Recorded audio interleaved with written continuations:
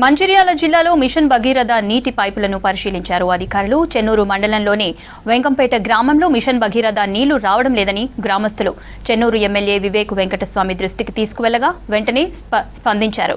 నీటి సమస్యపై నివేదిక ఇవ్వాలని ఆర్డబ్ల్యూఎస్డీఈ విద్యాసాగర్ ని ఎమ్మెల్యే ఆదేశించారు. దీంతో క్షేత్రస్థాయిలో అధికారులు పర్యటించి లీకేజీలను గుర్తించినట్లు తెలిపారు. 2 రోజుల్లోగా సమస్య పరిష్కరిస్తామన్నారు.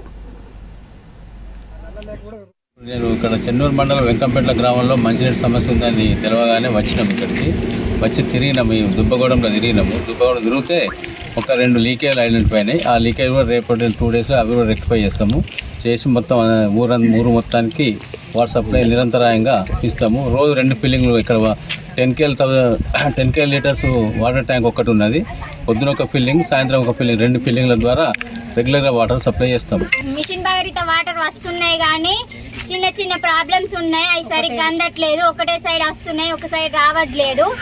దీన్ని స్పందించి వివేక్ సార్ తెలుసుకొని ఇక్కడికి సార్లందరినీ పంపించినందుకు మేము కృతజ్ఞతలు చెప్పుకుంటున్నాం.